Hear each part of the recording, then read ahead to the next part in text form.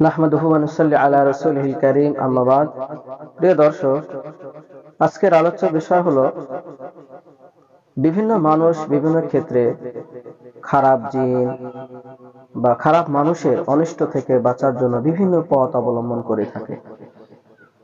অথচ রাসূল কারীম সাল্লাল্লাহু আলাইহি ওয়াসাল্লামের অসংখ্য হাদিসের মধ্যে বিভিন্ন ধরনের দোয়া বর্ণিত আছে, যে বিভিন্ন প্রকারের খারাপ জিনিস থেকে, অনিষ্টতা থেকে বাঁচার জন্য কি কি দোয়া পড়তে হবে সেই ব্যাপারে বহু হাদিসের ভিতরে এ সম্পর্কে বর্ণিত আছে দোয়া।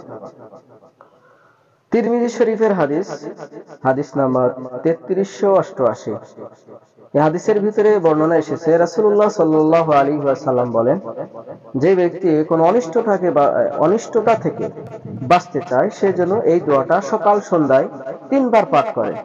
দোয়াটি হলো, বিসমিল্লাহিল্লাযী লা ইয়াদুররু মা'a ইসমিহি শাইউন ফিল আরদি ওয়ালা ফিস সামাই ওয়া হুয়াস সামিউল আলীম। এই দোয়াটি সকাল এবং সন্ধ্যায় কেউ যদি 3 বার করে পাঠ করে তাহলে যাবতীয় অনিষ্টতা থেকে, খারাপ জিনিস থেকে, খারাপ মানুষের খারাপি থেকে, দুশমনের দুশমনি থেকে এবং খারাপ জিনের অনিষ্টতা থেকে, যাবতীয় অনিষ্টতা থেকে সে এখান থেকে এই দোয়াটা পাঠ করলে সে বেঁচে থাকতে পারবে। এটা আল্লাহ রাসূল বলেছেন।